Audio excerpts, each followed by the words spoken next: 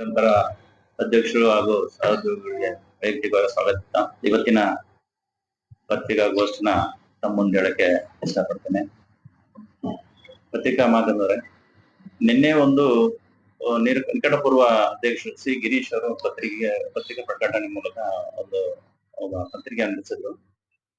ಅದ್ರ ಹಿನ್ನೆಲೆಯಲ್ಲಿ ಏನಿತ್ತು ಮಾಹಿತಿ ಅಂತ ಹೇಳಿದ್ರೆ, ಈಗ ನಾನು ವೃತ್ತಿ ಗುತ್ತಿಗೆದಾರ ಹಾಗೂ ಈ ಜಿಲ್ಲಾ ಭಾರತೀಯ ರಾಷ್ಟ್ರೀಯ ಕಾಂಗ್ರೆಸ್ನ ಉಪಾಧ್ಯಕ್ಷ. ಮೊದಲು ಗುತ್ತಿಗೆದಾರಿಕೆ ವಿಷಯಕ್ಕೆ ಬಂದಾಗ ಅಷ್ಟೊಂದು ಮೊದಲು ಪ್ರಸ್ತಾಪ ಮಾಡ್ತಾ, ತದನಂತರ ಉಳಿಕೆದರಲ್ಲಿ ವೈಯಕ್ತಿಕ ಪಕ್ಷದ ಬಗ್ಗೆ ಹೇಳಕ್ ಇಷ್ಟಪಡ್ತೀನಿ. ಈ ಡಿವೈಡರ್ ಕಾಮಗಾರಿನ ನಾನೇ ಉಮೇಶ್ ಗುತ್ತಿಗೆದಾರರು 19/6/2025 ನನಗೇನೆ ಕಾರ್ಯಾದೇಶ ನೀಡಿದರು ನಗರಸಭೆ. 2 ಹಂತದಲ್ಲಿ ಟೆಂಡರ್ ನನಗೆ ಆಗುತ್ತೆ. 2% ನಾನು ಕಡಿಮೆ ದರಕ್ಕೆ, ಶೆಡ್ಯೂಲ್ ರೇಟ್ಗಿಂತ ಕಡಿಮೆ ದರದಲ್ಲಿ ನಾನು ಟೆಂಡರ್ನ ಪಾರ್ಟಿಸಿಪೇಟ್ ಮಾಡಿ ತಗೊಂಡಿದ್ದೀನಿ. ಅದಕ್ಕೆ ಸಂಬಂಧಪಟ್ಟಂತ ವರ್ಕ್ ಆರ್ಡರ್ ಅಲ್ಲಿ ಏನೇನು ಐಟಮ್ ಇದಾವೆ, ಕಾಮಗಾರಿಗೆ 7 ರಿಂದ 8 ಐಟಮ್ ಇರುತ್ತೆ. ಅದಕ್ಕೆ ನಿರ್ವಹಿಸಕ್ಕೆ ಅವರೇ ಸೂಪರ್ವೈಸಿಂಗ್ ಇಂಜಿನಿಯರ್ಸ್ ಇರ್ತಾರೆ. ಅದ್ರ ಮೂಲಕನೇ ನಾನು ಕಾಮಗಾರಿನ ನಿರ್ವಹಿಸಿದ್ದೀನಿ.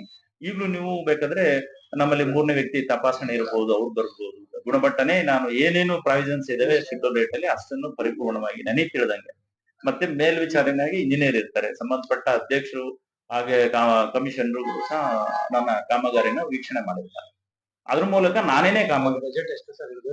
ಒಂದು ಕಾಮಗಾರಿ 20,50,000, ಇನ್ನೊಂದು ಕಾಮಗಾರಿ 34,20,000. ಹೆಂಗೆ ಯಾವ್ದು 20,50,000? ಅದನ್ನ BH ರಸ್ತೆ IB ಸರ್ಕಲ್ ಇಂದ ಧನ್ವಂತರವರೆಗೆ ಅಂತ ಒಂದು ನಾಮಕಲೇಚರ್ 20,50,000 ಪಾರ್ಟ್ ಮಾಡಿದ್ದಾರೆ. IB ಇನ್ನೊಂದು BH ರಸ್ತೆಯಿಂದ ಕಂತೆನಹಳ್ಳಿಯಿಂದ ಅಂದ್ರೆ ಹಾಸನ ಇದ್ರ ಸರ್ಕಲ್ ಇಂದ ಎಂತದು ನಮ್ಮ ನಗರಸಭೆ ಸರ್ಕಲ್ ಇಂದ ನಾಮಕಲೇಚರ್ ಅದನ್ನ ತಗೊಂಡಿದ್ದು. ಎಲ್ಲಿ ಎಸೆನ್ಷಿಯಲಿ ಇವಾಗಿನ ಪ್ರಮಾಣ ಜನಸಂಖ್ಯೆ ಎಲ್ಲಿ ಜಾಸ್ತಿ ದಟ್ಟವಾಗಿರುತ್ತೆ ಆ ಹಂತದ ಅಷ್ಟು ಬಜೆಟ್ ಅನ್ನ ಪರಿಪೂರ್ಣ ಆಗಲ್ಲ. ಅಂದಾಜು ಪಟ್ಟಿನಲ್ಲಿ ಇರೋಂತ ಅಂದಾಜು ಇದಕ್ಕೆ ಅಷ್ಟು ಲೆಂತ್ ನ ಕ್ಯಾರಿ ಮಾಡಕ್ ಆಗಲ್ಲ ಅಂತ ಹೇಳ್ಬಿಟ್ಟು, ಎಲ್ಲೆಲ್ಲಿ ಜನಸಂದಣಿ ಮತ್ತೆ ಎಲ್ಲಿ ಬಿಡಾಡಿ ದನಗಳು ಜಾಸ್ತಿ ಬರ್ತವೆ ಅದಕ್ಕೋಸ್ಕರ ಅತಿ ತುರ್ತು ಎಲ್ಲಿದೆ ಅದನ್ನ ಭಾವಿಸ್ತಾ ಅವರು ಈ ಕಾಮಗಾರಿನ ಕೈ ಎತ್ಕೊಂಡಿರ್ತಾರೆ. ಬಟ್ ನನಗೆ ತಿಳಿದಂಗೆ ಗುಣಮಟ್ಟವಾಗಿ ನಿರ್ವಹಿಸಕ್ಕೆ ನಾನೇ ಎಲ್ಲ ನಿಂತು ಖುದ್ದು ಕಾಮಗಾರಿ ನಿರ್ವಹಿಸಿದೆ. ಅದ್ರಾಗೆಲ್ಲೋ ನಗರಸಭಾ ಅಧ್ಯಕ್ಷನ ಪಾಲ್ಗಾರಿಕೆ ಇದೆ, ನಗರಸಭಾ ಅಧ್ಯಕ್ಷ ಮಾಡ್ತಾ ಇರೋದು ಅಂತ ಹೇಳೋದು ಸಂಗತಿ ಸುಳ್ಳು.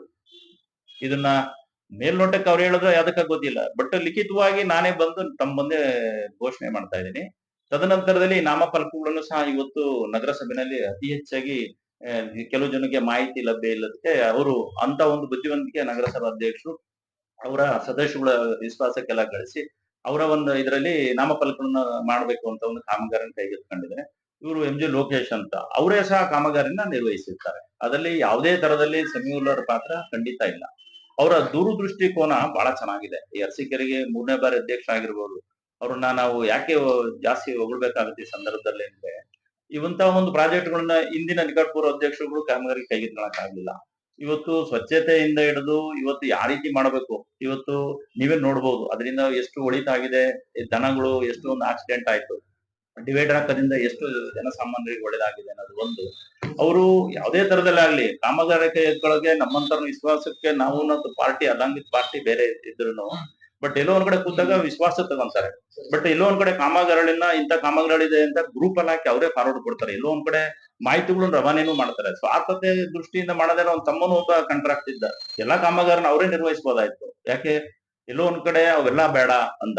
ಇವತ್ತು ನಗರಸಭಾ ಅಧ್ಯಕ್ಷನ ನೋಡೋದಾದ್ರೆ ಸ್ವಂತ ಕಾರಲ್ಲಿ ಬರ್ತಾರ ಅವ್ರು.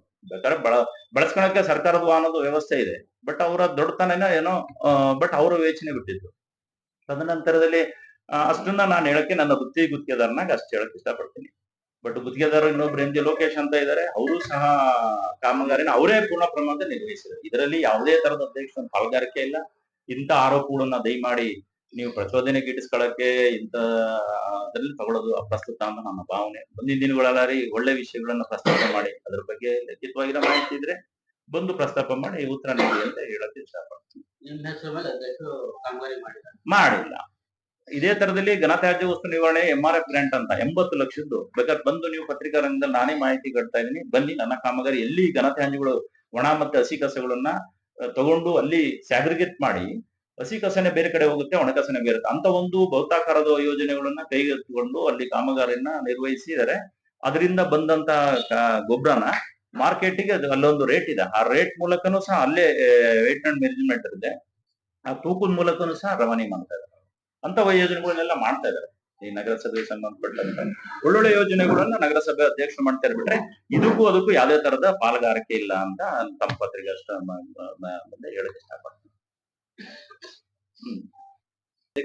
ಯಾವುದೇ ತರದಲ್ಲಿ ಬೇರೆ ತರದ ಏನಿಲ್ಲ. ಟೆಂಡರ್ ನಿಯಮಾನುಸಾರ ಟೆಂಡರ್ ನನಗಾಗಿದೆ ಪಾರದರ್ಶಕತೆ, ಅದೇ ತರ ಕಾಮಗಾರಿನೂ ಸಹ ನಾನೇ ನಿರ್ವಹಿಸಿದ್ದೀನಿ. ಇದರಲ್ಲಿ ಯಾವುದೇ ತರದ ಸೆಮ್ಯುಲರ್ ಪಾತ್ರ ಇಲ್ಲ. ಆಮೇಲೆ ನಮಗೆ ಆದೇಶ ನೋಡಿ 6ನೇ ತಿಂಗಳಲ್ಲಿ ಕೊಟ್ರು, ನಾನು ಈಗ 9ನೇ ತಿಂಗಳ ಹತ್ರ ಇನ್ನೊಂದ್ 2-3 ದಿವಸದಲ್ಲಿ ಕಾಮಗಾರಿ ಪೂರ್ಣಗಳು. ಬಣ್ಣದ ಕಾಮಗಾರಿ ಮಾತ್ರ ಉಳ್ಕೊಂಡಿದೆ. 20,50,000 ಸರ್ 34,20,000 ನನ್ನ ಅಮೌಂಟ್ 20 2% ಇದು ಹೋಗಿ 28,98,000 ಬರುತ್ತೆ ಸರ್. ಅದು ಇನ್ಕ್ಲೂಡಿಂಗ್ GST ಬರುತ್ತೆ. ಅಲ್ಲ 20,50,000 ಇನ್ನೊಂದು ಸರ್ 34 ಅಂದಾಜು ಮೊತ್ತ ನನಗೆ ಕೊಟ್ಟಿರೋದು 28,98,159 ರೂಪಾಯಿ ನನ್ನ ಅಗ್ರಿಮೆಂಟ್ ಅಮೌಂಟ್. ಇದು ನಾಮಫಲಕಗಳು ಬಿಡಿಸಕ್ ನಿಮಗೆ ಕೊಟ್ಟಿರೋದು ಸರ್ ನನಗೆ ಈಗ ಟೋಟಲ್ 25 ಲಕ್ಷ ಅಂದಾಜು ವೆಚ್ಚ. ನಾನು ಇದನ್ನ 25.10% ಬಿಲೋಗ್ ಹಾಕಿರೋದು. ಇದು ಅಲ್ಲಿಗೆ ನಮಗೆ 15,85,648 ರೂಪಾಯಿಗೆ ನಾನು ಅಗ್ರಿಮೆಂಟ್ ಮಾಡ್ತೀನಿ. 15 ಲಕ್ಷ. 15 ಲಕ್ಷ. ಹೌದು. ಎಲ್ಲ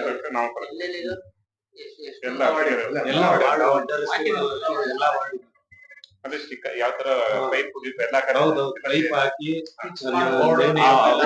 ರಸ್ತೆಗೆ ಸಂಬಂಧಪಟ್ಟಂತ 6ನೇ ರಸ್ತೆ ಇರ್ಬೋದು, 7ನೇ ರಸ್ತೆ ಇರ್ಬೋದು, ಅಡ್ಡ ನಮ್ಮ ಹಾಕಿದ್ದಾರೆ. ಯಾವ ವಾರ್ಡ್ಗಳಲ್ಲಿ ಮೇನ್ ರೋಡ್ ಅಡ್ಡ ರಸ್ತೆಗಳಲ್ಲಿ 31 ವಾರ್ಡ್ ಆಗಿದೆಯಾ? 31 ವಾರ್ಡ್ ಆಗಿದೆ. 31 ವಾರ್ಡ್. ಎಷ್ಟು ಒಟ್ಟು ಅದು ಟೋಟಲ್ ಒಂದು 100 ಚಿಲ್ಲರೆ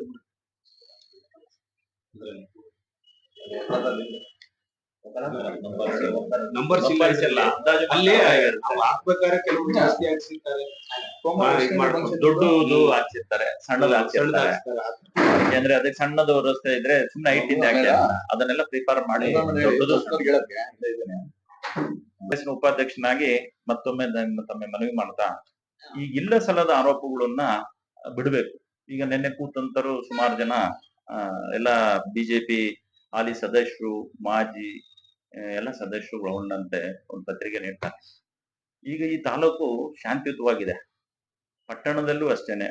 ಒಬ್ರು ಮಾತಾಡ್ತಾರೆ ಸೆಮೂಲ ಆಟವು ಅರಸೀಕೆರೆ ಬಚಾವ್ ಅನ್ನೋ ಶಬ್ದನು ನೋಡ. ಬಟ್ ಹಿಂದೆನೆ ಈ ತಾಲೂಕಿನ ಜನ ಅವ್ರ ನಾಯಕನಿಗೆ ಆಲ್ರೆಡಿ ಅರಸೀಕೆರೆ ಸಂತೋಷನ ಬಚಾವ್ ಆಟವು ಎರಡೂ ಮುಗ್ದೋಗಿದೆ ಕಳೆದ ವಿಧಾನಸಭಾ ಚುನಾವಣೆ ಸಂದರ್ಭದಲ್ಲಿ. ಇನ್ನು ಅವ್ರನ್ನ ಹೊರತುಪಡಿಸಿ ಮಾತಾಡಬೇಕೆ ಬಿಟ್ರೆ ಸಂವಿಧಾನದ ಹಕ್ಕು ಸೆಮ್ಯೂಲನ್ನು ಕೊಟ್ಟಿದ್ದಾರೆ ಅನ್ನಕ್ಕಿಂತ ಭಾರತೀಯ ಪ್ರಜೆ ಅವರು ಈ ತಾಲೂಕಲ್ಲಿ ಅವ್ರದೇ ಆದಂತ ಮತದಾನ ಹಕ್ಕು, ತಂದೆ ತಾಯಿಗಳ 2-3 ಜನರೇಷನ್ ಸಹ ಇಲ್ಲೇ ಇರೋದು. ಅವ್ರು ನೀವು ಹಟಾವೋ ಬಚಾವೋ ಶಬ್ದ ಮೂಲಕ ಹೊರಗೆ ಹಾಕ್ತೀವಿ ಅನ್ನೋದು ಎಷ್ಟು ಮಟ್ಟಿಗೆ ನಿಮ್ಗೆ ಸಂವಿಧಾನ ಕೈ ಕೊಟ್ಕೊಳಕ್ ಆಗತ್ತಾ? ನಿಮ್ ಕೈಲಿ ಅಚ್ಚುಕಟ್ಟಕ್ ಆಗತ್ತಾ? ಯಾಕೆ ಈ ತರ ಒಂದು ಪ್ರಚೋದನಕಾರಿಗಳನ್ನ ನೀವು ಇಲ್ಲಿ ಬಂದು ಪತ್ರಿಕೆ ಮೂಲಕ ಜನಗಳಿಗೆ ಮಾಹಿತಿಗಳನ್ನ ಸುಳ್ಳು ತರದಲ್ಲಿ ಇಡ್ತೀರಾ? ಕಳ್ಸಕ್ ಆಗತ್ತಾ? ಸೆಮ್ಯೂಲನ್ನ ಹೊರಗಡೆ ಕಳ್ಸಕ್ ಆಗ್ತದ ಹೇಳಿ? ಜನತೆ ಅವ್ರ ನಾಯಕನೇ ಅಚ್ಚೆ ಕಟ್ಟಿ ಕಳ್ಸಿ ಆಯ್ತು ಕಳೆದ ವಿಧಾನಸಭಾ. ಇದಕ್ಕಿಂತ ಇನ್ನೇನ್ ಬೇಕು? ನೀವ್ ಯಾರನ್ನ ಹಟಾವೋ ಬಚಾವ ಮಾಡೋದನ್ನ ಆಲ್ರೆಡಿ ಈ ತಾಲೂಕಿನ ಜನ ಆಲ್ರೆಡಿ ಕಳ್ಸಿದ್ರೆ ಅವ್ನು ಉಳಿಸ್ಕೊತಿರೋ ಆಚೆಗೆ ಹೋಗೋದು ನೀವು ನೋಡ್ಕೊಳ್ಳಿ. ಬಸ್ ಸುಮ್ಕೆ ಯಾಕೆ ಈ ತರದ್ದೆಲ್ಲ ಪ್ರಚೋದನೆ ಮಾಡ್ತೀರಾ?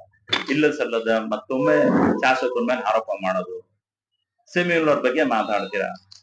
ಒಂದು ಹೆಣ್ಣನ್ನ ಇವತ್ತು ಭಾರತೀಯ ಸಂರಕ್ಷಣೆ ಇದರಲ್ಲಿ ಭಾರತೀಯ ಸಂವಿಧಾನದಲ್ಲಿ ಅವಳಿಯಾದಂತ ಹಕ್ಕು ಬಾಧ್ಯತೆ ಇರುತ್ತೆ.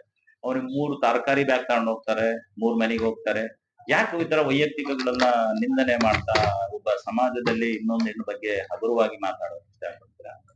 ಇಂಥವೆಲ್ಲ ಶೋಭೆ ತರಲ್ಲ. ದಯಮಾಡಿ ಅಧ್ಯಕ್ಷರೇ, ತಮ್ಮ ಇದು ಎಂತದ್ದು ವೈಯಕ್ತಿಕ ಪ್ರತಿಷ್ಠೆನ ಗಿಟ್ಟಿಸ್ಕೊಳಕ್ಕೋಸ್ಕರ ಇನ್ನೊಂದು ಅವರು ಅದೇ ಜಾಗ ಕೂತಿದ್ದೋಗಿರೋ ಅಧ್ಯಕ್ಷರಾಗಿದ್ದಾರ. ಅವ್ನು ಹಂಗ್ ಮಾಡದ ಹಿಂಗ್ ಮಾಡದ ಅನ್ನೋದಿದ್ದ ಅವತ್ತಿನ ಇದ್ರಲ್ಲಿ ನೀವು ಸಹ ಈ ತರದ ಆರೋಪ ಅಂತ ಒಂದು ಕಾಮಗಾರಿ ಕೈಗೆತ್ಕೋಬಹುದಾಯ್ತಲ್ಲ. ಇಂದ ಬರೋ ಈಗ ನಗರಸಭಾ ಅಧ್ಯಕ್ಷರಾಗಿ ಈಗ ಒಂದು ಸೆಮಿಯವರಿಗೆ ಒಳಗೊಂಡ ಯೋಜನೆಗಳು ನಿಮ್ಗೆ ಯಾಕೆ ಕೊಡಲಿಲ್ಲ ಸ್ವಾಮಿ? ಹಿಂದೆ ಅಧಿಕಾರ ಮಾಡಿದ್ರಲ್ಲ ಅಧ್ಯಕ್ಷರೇ. ಎಲ್ಲದಕ್ಕೂ ಸೆಮಿಯವನ್ನ ವೈಯಕ್ತಿಕ ಕಾರಣಕ್ಕೂ ತಗೊಂಡು ಹೋಗ್ತೀರಾ. ತರಕಾರಿ ಯಾಕೆ ಈ ತರದ್ದೆಲ್ಲ? ಅವ್ರಿಗೆ ಸಾಮರ್ಥ್ಯ ಇದೆಯೋ ಇನ್ನೊಂದಿದೆಯೋ ಅವ್ರು ವಿವೇಚನೆ ಬಿಟ್ಟಿದ್ದು. ದಯಮಾಡಿ ಮುಂದಿನ ದಿನಗಳೆಲ್ಲ ಆರಂಭಿ ಒಂದು ಗಂಡಸಿನ ಸಾಮರ್ಥ್ಯನ ಹೊಳೆಯಕ್ ಹೋಗ್ಬೇಡಿ. ಅವ್ರದೇ ಆದಂತ ವೈಯಕ್ತಿಕ ಭಾವನೆ ಇರ್ತದೋ, ಆಸೆ ಇರ್ತದೋ. ಬಟ್ ಎಲ್ಲೋ ಒಂದ್ ಕಡೆ ಬಹಿರಂಗಕ್ಕೆ ಬಂದು ಪತ್ರಿಕೆ ಮೂಲಕ ಈ ತರ ಹೇಳಿಕೆ ನೀಡೋದು ಪ್ರಸ್ತುತ. ದಯಮಾಡಿ ನಿಮಗೆ ತಿಳುವಳಿಕೆ ಜ್ಞಾನ ಕಡಿಮೆ ಇರ್ಬೋದು ಅಂತ ನಾನು ಭಾವಿಸ್ತಾ, ಅಂತ ಮಾತುಗಳನ್ನು ಎಲ್ಲೂ ದಯಮಾಡಿ ಹಾಡಬಾರ್ದು ಅಂತ ನನ್ನ ಪತ್ರಿಕೆ ಮೂಲಕ ನಿಮ್ಗೆ ಸಲಹೆ ನೀಡ್ತೀನಿ. ಮತ್ತೊಬ್ರು ಸಹ ಸ್ನೇಹಿತರಿಗೆ ಅಡವು ಬಚಾವದ ಬಗ್ಗೆ ಮಾತಾಡೋದಾದ್ರೆ, ಬೀದಿಲಿ ಇಂಥ ಒಂದು ಪ್ರಚೋದನಕಾರಿಗಳನ್ನ ಪತ್ರಿಕೆ ಮೂಲಕ ಹೇಳ್ಬೇಡಿ. ಯಾಕೆಂದ್ರೆ ಯಾರು ಕೈ ಕಟ್ಕೊಂಡು ಕೂತಿರಲ್ಲ. ನಿಮ್ಮನ್ನ ಇನ್ನೊಬ್ರನ್ನ ಬಚಾವ್ ಮಾಡಕ್ ಹೋದ್ರೆ ಇನ್ನೊಬ್ರು ಅವ್ರಿಗೆ ಆದಂತದ್ದು ಬರುತ್ತೆ. ಪ್ರಚೋದನೆ ಯಾಕೆ? ಶಾಂತಿಯುತವಾಗಿದೆ ಈ ತಾಲೂಕು. ನಮ್ಮ ಸನ್ಮಾನ್ಯ ಕ್ಷೇತ್ರದ ಶಾಸಕರು ಶಿವಲಿಂಗೇಗೌಡರ ನಾಯಕತ್ವದಲ್ಲಿ ಎಲ್ಲಾ ತರದಲ್ಲಿ ಎಲ್ಲಾ ಸಮಾಜಕ್ಕೂ ಇವತ್ತು ಸೆಮಿಯುಲ್ಲರಿರ್ಬೋದು, ಶಾಸಕರಿರ್ಬೋದು, ಕಳೆದ ಗಣಪತಿ 1 ತಿಂಗಳಿಂದ ಅನೇಕ ಹಿಂದೂ ಧರ್ಮ ದೇವಾಲಯಗಳಿಗೆ ಗಣಪತಿ ಹೇಳಕ್ಕೆ ಕೊಟ್ಟರು. ಇವರು 1 ಕೊಟ್ಟರು 2 ಕೊಟ್ಟರು ನನಗೆ ಗೊತ್ತಿಲ್ಲ. ಬಟ್ ಆಯಪ್ಪನಿಗೆ ಆ ಜಾತಿವಾದಿ ಇದ್ರೆ ಸೆಮಿಯುಲ್ಲರ್ ಯಾಕ್ರಿ ಎಲ್ಲಾ ಗಣಪತಿಗಳಿಗೂ 5, 10,000 ಅವರ ಶಕ್ತಿ ಅನುಸಾರ ನೀಡಿದ್ದಾರೆ. ನಾನು ಹಿಂದೂ ಅಲ್ಲ, ನಾನೇ ಕೊಡ್ಬೇಕು ಅಂತ ಮುಸಲ್ಮಾನ ಅಂತ ತೋರಿಸ್ಬೋದಾಗಿತ್ತು. ಬಟ್ ಎಲ್ಲೋ ಒಂದ್ ಕಡೆ ಅವನಿಗೆ ಆ ನಗರಸಭಾ ಅಧ್ಯಕ್ಷ ಆತರ ಜಾತಿ ಇಲ್ಲ. ಎಲ್ಲಾ ಜಾತಿಗಳನ್ನು ಒಳಗೊಂಡಂತೆ ಅವರು ಈ ತಾಲೂಕನ್ನ ಅಲ್ಲ ಈ ನಗರನ ಮುನ್ನಡೆಸಕ್ಕೆ ಬದ್ಧರಿದ್ದಾರೆ. ದಯಮಾಡಿ ಪ್ರಚೋದನೆಗಳನ್ನ ನಿಲ್ಲಿಸಿ ಅಭಿವೃದ್ಧಿ ಕಡೆ ಗಮನ ಹರಿಸಿ. ಆ ತರದ್ ಏನಾರು ಇದ್ರೆ ಮಾಹಿತಿ ಬಂದು ನಿಮ್ ಸಲಹಾಭಿಪ್ರಾಯಗಳನ್ನ ಸೇರಿಸಿ. ವಿರೋಧರನ್ನ ಕರಿಬಾರದು ಅಂತ ಎಲ್ಲೂ ಇಲ್ಲ, ಕರೀತಾರೆ. ನಿಮ್ಮ ಅವಕಾಶಗಳು ಸಂದರ್ಭ ಬಂದ್ರೆ ಅಲ್ಲಿ ಬೇಡಿಕೆ ನೀಡಿ ಅದ್ರ ಮೂಲಕ ಬಗೆಹರಿಸ್ಕೊಳ್ಳಿ ಅಂತ ನಾನು ವೈಯಕ್ತಿಕ ಮನವಿ ಮಾಡ್ತಾ, ಮುಂದೇನು ಅಷ್ಟೇನೆ ನೀವು ವೈಯಕ್ತಿಕವಾಗಿ ಇಂತಿಂತ ಪ್ರೆಸ್ಗಳನ್ನೆಲ್ಲ ಕಡಿಮೆ ಮಾಡಿ, ಅಂದ್ರೆ ನಾವು ಮಾಡಿ ಅಂತ ಅನ್ನೋದ್ಕಿಂತ ನೀವು ಪ್ರಚೋದನೆ ಕಾರ್ಯಗಳನ್ನ ಎಲ್ಲೋ ಕೂರಿಸ್ಕೊಳೋದು, ಎಲ್ಲೋ ಬಿಡೋದು, ಮೆಸೇಜ್ ಬಿಡೋದು ಅದೇನು ಈ ತಾಲೂಕಿಗೆ ಒಳ್ಳೆ ಶೋಭೆ ತರಲ್ಲ. ಅಭಿವೃದ್ಧಿಗಳನ್ನೇ ನನ್ನ ಶ್ರೀರಕ್ಷೆ ಅಂತ ನಮ್ಮ ಶಾಸಕರು ಕುಡಿಯೇ ನೀರಿರಬಹುದು, ಎತ್ತಿನೊಳೆ ಅಂತ ಯೋಜನೆಗಳು, ಗೋತಾಕಾರಗಳ ಯೋಜನೆಗಳು, ಅವರ ಚಿಂತನೆ ಮಂಥನೇ ಜಾಸ್ತಿ ಇದೆ ತಾಲೂಕಲ್ಲಿ ನಮ್ಮ ಶಾಸಕರದು. ಅವ್ರ ಮಾಡಿರೋ ಸೇವೆನ ಕಾಲ್ಭಾಗನೆ ಯಾರು ಮಾಡಕ್ಕಾಗಲ್ಲ. ವೈಯಕ್ತಿಕವಾಗಿ ನಾವ್ ಇಷ್ಟು ಜನನು ಮಾಡ್ತಾರೋ ಉದ್ದೇಶನು ನಮ್ಮ ಶಾಸಕರಿಗೆ ಆ ಒಂದು ಇದನ್ನ ಮಾರ್ಗದರ್ಶನ ಈ ತಾಲೂಕಿಗೆ ಕುಡಿಯೇ ನೀರನ್ನ ಯಾವ ಮಟ್ಟಕ್ಕೆ ಎಲ್ಲೆಲ್ಲಿ ಯೋಜನೆಗಳು ತಂದ್ರು. ಇವತ್ತು 16-17 ಕೆರೆ ಎತ್ತಿನೊಳಲ್ಲಿ ಈ ಮನೆ ಶಂಕುಸ್ಥಾಪನೆ ಮಾಡೋದು ನಮ್ಮ ಸನ್ಮಾನ್ಯ ಸಿದ್ದರಾಮಯ್ಯನವರು, DK ಅವರೇ ಹೇಳಿದ್ರು 4-5 ಬರ್ ನಾವು ಶಿವಲಿಂಗೇಗೌಡರನ್ನ ಚಪ್ಪಲಿ ಸೌದವೆ ಅಂತ. ಬಟ್ ಆ ಯಪ್ಪ ನಮಗೆ ಬೇಕಾಗಿಲ್ಲ ಅಂತ ಅನ್ಬೋದಾಗಿತ್ತು. ಇವತ್ತಿನ ನೆನೆಸುತ್ತೆ ಜನ, ಇವತ್ತಿನ ತಲೆಮಾರು ಜನ ಇವತ್ತು ಯಾರ ಕಾಲದಾಗ ಆಯ್ತು ಅಂದ್ರೆ ನಮ್ಮ ಸನ್ಮಾನ್ಯ ಶಿವಲಿಂಗೇಗೌಡರ ಕಾಲದಲ್ಲಿ ಆಯ್ತು ಅಂತ ನೆನ್ಕೊಳ್ಳೋಂಥದ್ದು ಮಾಡ್ಬೇಕು ಅನ್ನೋದೇ ಉದ್ದೇಶ ಇದೆ. ಕಳೆದ 36 ಗ್ರಾಮ ಪಂಚಾಯತಿಗಳನ್ನು ಪ್ರತಿ ಗ್ರಾಮ ಪಂಚಾಯತಿ ಮುಖ್ಯಸ್ಥರನ್ನೆಲ್ಲ ಕರೆಸಿ ಕಾಮಗಾರಿನ ಕೈಗೆತ್ಕೋಬೇಕಾದ್ರೆ ಇರ್ಬೋದು, ಅನುಷ್ಠಾನ ತಂದಿದ್ದೀನಿ ಬರ್ರಪ್ಪ ನಿಮ್ಮೂರಿಗೆ ಏನ್ ಕೆಲಸ ಬೇಕು ಅಂತ ಅಷ್ಟು ತಾಳ್ಮೆಯಿಂದ ಚುನಾಯಿತ ಸದಸ್ಯರನ್ನು ಕೂರಿಸ್ಕೊಂಡು, ಸಂಬಂಧಪಟ್ಟ ಅಧಿಕಾರಿ ಕೂರಿಸ್ಕೊಂಡು ಪ್ರತಿ ದಿವಸ ಅವ್ರ ಕಾರ್ಯಾಲಯದಲ್ಲಿ ಕಾರ್ಯರೂಪಕ್ಕೆ ತರ್ತಾರೆ. ಇಷ್ಟನ್ನ ತಮ್ಮನ್ನ ಹೇಳ್ತಾ ಉಳಿದು ನಮ್ಮ ಗ್ಯಾರಂಟಿ ಅಧ್ಯಕ್ಷರು ಮಾಹಿತಿನ ನೀಡ್ತಾರೆ. ಪತ್ರಿಕಾ ಸಂಘದ ಅಧ್ಯಕ್ಷರು ಹಾಗೂ ಎಲ್ಲ ಸದಸ್ಯರು, ಏನಿಲ್ಲ, ಅರಸೀಕೆರೆ ತಾಲೂಕಲ್ಲಿ ಇತ್ತೀಚಿನ ದಿನಗಳಲ್ಲಿ ಇದು ಕಲ್ಪತರ ನಾಡು, ಸಿದ್ಧರ ನಾಡು ಅಂತ ಎಲ್ಲ ಬಾಯ್ಲೆ ಇದ್ದೀವಿ ನಾವು. ಆದ್ರೆ ಏನಕ್ಕೆ ಈಗ ಒಂದು 5-6 ವರ್ಷದಿಂದ ಅರಸೀಕೆರೆ ತಾಲೂಕಲ್ಲಿ ನೆಮ್ಮದಿ ಇಲ್ಲ ಜನಗಳಿಗೆ. ಜಾತಿ ಎತ್ಕಟ್ಟದು ಹಳ್ಳಿಗಳಲ್ಲಿ ಇರ್ಬೋದು, ಗ್ರಾಮೀಣ ಪ್ರದೇಶದಲ್ಲಿ, ಪಟ್ಟಣ ಪ್ರದೇಶದಲ್ಲೆಲ್ಲ ಇದೇ ಜಾಸ್ತಿ ಆಗ್ತಿದೆ. ಎಲ್ಲ ಲೈವ್ ಅಲ್ಲಿ ಸಂಜೆ ಆದ್ರೆ ಎಲ್ಲ ಆ ಕಡೆ ಇರ್ಬೋದು, ಈ ಕಡೆ ಇರ್ಬೋದು. ಇದು ಈ ಬೆಳವಣಿಗೆ ಅರಸೀಕೆರೆ ತಾಲೂಕಿಗೆ ಒಳ್ಳೇದಲ್ಲ. ನೀವು ಗೆದ್ದೆ MLA ಆಗ್ರಿ, ನೀವು ಒಂದ್ ಮಾಡಿ. ಈ ಸುಮ್ನೆ ಯಾಕೆ ಶಾಸಕರು ಮಾಡ್ತಾರಕ್ಕೆ ಖಾಲಿ ಎಳಿಯಕ್ ಹೋಗ್ಬೇಡ್ರಿ. ಯಾಕಂದ್ರೆ ನೀವು ಆದಾಗ ನೀವು ಮಾಡ್ಕೊಂತೀರ, ಅವ್ರ ಕಾಲ ಹೇಳಿದಾಗ ಹೇಳೋಣ. ಪ್ರಜಾಪ್ರಭುತ್ವ ವ್ಯವಸ್ಥೆಯಲ್ಲಿ ನೀವೇನ್ MLA ಆಗ್ಬಾರ್ದು ಅಂತ ಏನಿಲ್ವಲ್ಲ.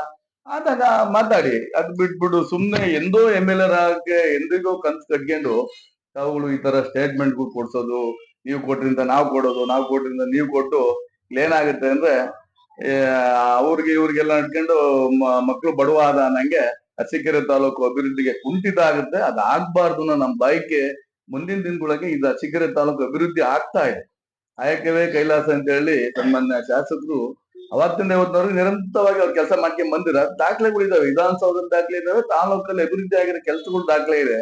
ಅದರಿಂದ ನಿಮ್ಮ ಈ ಒಂದು ಇದನ್ನ ನಿಲ್ಸಿ, ಈ ಒಂದು ಪ್ರಚೋದನಕಾರಿ ಹೇಳಿಕೆಗಳನ್ನ ನಿಲ್ಸಿ, ತಾಲೂಕು ಅಭಿವೃದ್ಧಿಗೆ ನೀವು ಕೈ ಜೋಡಿಸಿ. ಯಾರೇನ್ ಬೇಡ ಅನ್ನಲ್ಲ. ಅದರಿಂದ ವಿನಾಕಾರಣ ಸುಮ್ನೆ ಶಾಸಕರ ಮೇಲೆ, ನಗರಸಭೆ ಅಧ್ಯಕ್ಷರ ಮೇಲೆ ಇವೆಲ್ಲ ದೂರದ ಬೇಡ. ಅರಸೀಕೆರೆ ತಾಲೂಕು ಶಾಂತಿಯುತವಾಗಿ ಇರಬೇಕು. ಚುನಾವಣೆ ಬಂದಾಗ ಚುನಾವಣೆ ಮಾಡೋಣ. ಚುನಾವಣೆ ಬರುತ್ತೆ. ಪ್ರಜಾಪ್ರಭುತ್ವ ವ್ಯವಸ್ಥೆಯಲ್ಲಿ ನಿಮಗೂ ಅವಕಾಶ ಇತ್ತು, ಜನ ನಿಮಗೂ ಇಷ್ಟು ಓಟ್ ಕೊಟ್ಟರಿಂದ ನೀವು ಈ ತರ ಹೇಳಿಕೆ ಕೊಟ್ಟು ತಿರಸ್ಕಾರ ಮಾಡ್ದಂಗಾಗುತ್ತೆ. ಜನಕ್ಕೆ ಎಲ್ಲೋ ನಿಮ್ ಮೇಲೆ ಹೌದಲ್ವಾ, ಈ ತರ ಇವ್ರಿಗೆ ಓಟ್ ಕೊಟ್ಟಿದ್ರೆ ನಮ್ಗೆ ಇದಾಗದಲ್ವಾ, ಒಳ್ಳೇದೇ ಆಯ್ತು ಅನ್ನೋ ಒಂದು ಮನೋಭಾವ ಬರ್ತಾ ಇದೆ. ಅದು ಬರಬಾರ್ದು ಅಂದ್ರೆ ನೀವು ಗಂಭೀರವಾಗಿ ಯಾವ ಅಭಿವೃದ್ಧಿ ಕೆಲಸನ ಅಭಿವೃದ್ಧಿ ಮಾಡಿದಾರೆ ಅಂದ್ರೆ ನಿಮಗೆ ವಿರೋಧ ಪಕ್ಷರಿಗೆ ನಮಗೆ ದೂರಕ್ಕೆ ಒಂದಿರುತ್ತೆ. ಹಂಗಂತೇಳಿ ಯಾವ್ಯಾವ್ದೋ ದೂರಕ್ಕೆ ಹೋಗ್ಬೇಡಿ ಅನ್ನೋದು ನನ್ನ ಒಂದು ಬಯಕೆ.